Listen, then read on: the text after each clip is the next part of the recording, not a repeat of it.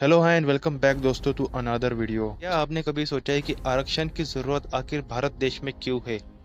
काफी सारे लोग इस पे सवाल करते हैं और बवाल उठाते हैं कि भारत में आरक्षण की जरूरत क्यों है, क्यों एससी एसटी और ओबीसी को इतना ज्यादा प्राधान्य दिया जाता है। आज की इस वीडियो में हम डिटेल में जानने वाले हैं। आज की इस वीडियो में हम आरक्षण का पूरा इतिहास जानेंगे, सो इस वीडियो को एंड तक जरूर देखना। भारत में आरक्षण की व्यवस्था भारतीय समाज के ऐतिहासिक रूप से वंचित वर्गों के लिए शुरू की गई थी। अनुसूचित जाति यानी कि एससी, अनुसूचित जनजाति यानी कि एसटी और अन्य पिछड़ा वर्ग यानी कि ओबीसी आर्थिक रूप से पिछड़े वर्गों के विधानसभाएं सरकारी नौकरियों, शैक्षणिक छात्रवृत्ति में आरक्षण प्रदान करके अवसर प्रदान किया जाता है। उच्च शिक्षा संस्थानों में आरक्षण का प्रतिशत 49.5% है। संसद में भी इसी अनुपात के पालन किया जाता है। प्रत्येक राज्य में आरक्षण का प्रतिशत अलग अलग है। अनुमान है कि महाराष्ट्र में आरक्षण का प्रतिशत सबसे ज्यादा होता है। भारत में आरक्षण की शुरुआत किसने की? भारत में आरक्षण की व्यवस्था आज़ादी से पहले भी थी। आज़ादी के बाद आरक्षण की व्यवस्था संविधान सभा द्वारा बनाई गई, जिसके अध्यक्ष थे भारत रत्न डॉक्टर भीमराव रामजी अंबेडकर। शुरुआत में इसे 10 साल की अवधि के लिए पेश किया गया था। 10 साल की अवधि के बाद भारत के विधायकों ने ये समाज वर्ग के कई वर्षों की सामाजिक और सांस्कृतिक भेदभाव को दूर करने के लिए आरक्षण की व्यवस्था को जारी रखने की आवश्यकता महसूस की।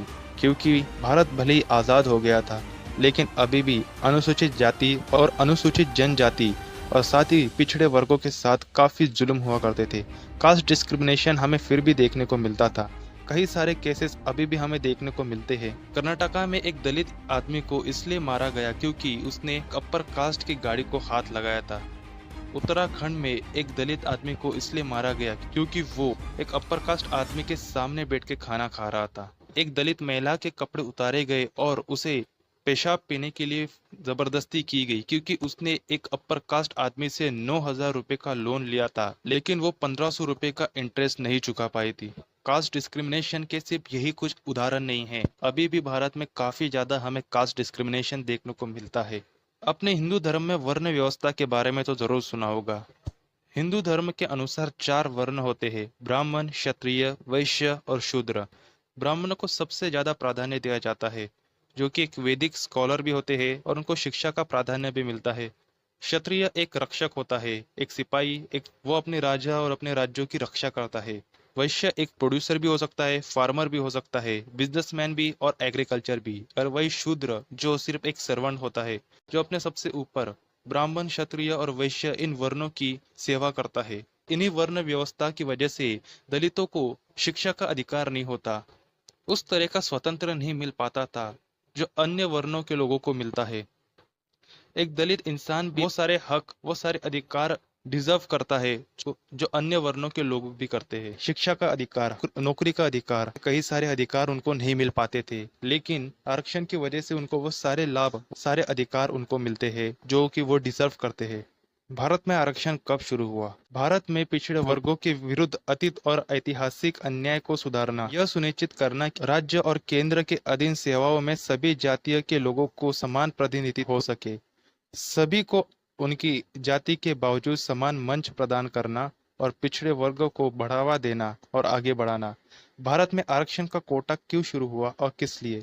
यही कारण था कि भले ही भारत आजाद था और दलितों को भी समान अधिकार और समान न्याय मिलता था, फिर भी कास्ट डिस्क्रिमिनेशन के काफी सारे केसेस हमें देखने को मिले। भारत में सरकारी नौकरी और उच्च शिक्षण संस्थानों में आरक्षण कोटे का वितरण कुछ इस प्रकार है। अनुसूचित जाति यानी कि एससी कैटेगरीज को 15% आरक्षण मिलता है। वही अनुसूचित जनजाति यानी कि एसटी कैटेगरी को 7.5% आरक्षण मिलता है। ओबीसी इन कैटेगरी को 27% आरक्षण और ईडब्ल्यूडी इन कैटेगरी को 10% आरक्षण और वहीं पे विकलांगता वाले व्यक्ति को 4% आरक्षण मिलता है। यह मंडल आयोग क्या था? मंडल आयोग की स्थापना 1 जनवरी 1979 को हुई थी, जो प्रधानमंत्री मोरारजी देसाई के नेतृत्व में भारत सरकार द्वारा की गई थी। मंडल आयोग का मुख्य कार्य भारत के सामाजिक या शैक्षणिक रूप से पिछड़ा वर्ग को पहचान करना और जनजाति समानता और भेदभाव को दूर करने के लिए साधन के रूप में आरक्षण पर विचार करना था। आयोग ने पिछड़े वर्गों की पहचान की थी और 11 मानदंड विकसित किए जिन्हें अन्य पिछड़ा वर्ग या ओबीसी भी कहा जाता है। मानदंडों के इस सामाजिक, आर्थिक और शैक्षणिक रूप से वर्गीकृत किया गया। इस आयोग की अध्यक्षता सांसद बीपी मंडल ने की थी और आयोग ने 31 दिसंबर 1980 को अपनी रिपोर्ट राष्ट्रपति को सौंपी थी।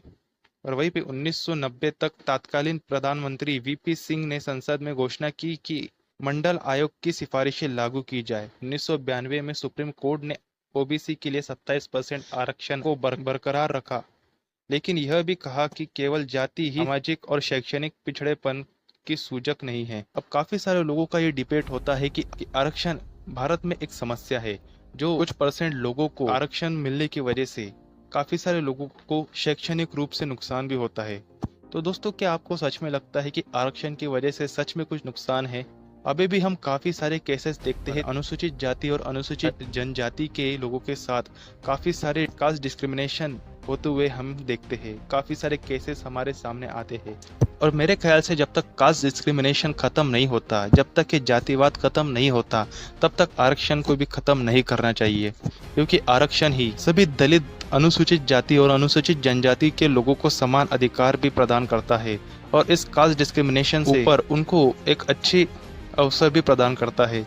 अभी भी हम काफी सारे केसेस देखते हैं कि बिहार और उत्तर प्रदेश के एरिया में दलित और पिछड़े वर्गों के लोगों को रहने के लिए कमरा नहीं मिलता। ऊंची जाति के लोग अभी भी काफी सारे राज्यों में दलित जाति के लोगों पर अन्याय करते हैं। तो जब तक ये जातिवाद है तब तक आरक्षण रहना ही चाहिए।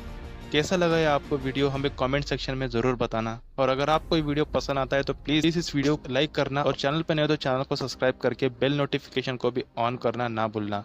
मैं मिलता हूँ आपको मेरी नेक्स्ट वीडियो में, तब तक के लिए बाय, टेक केयर।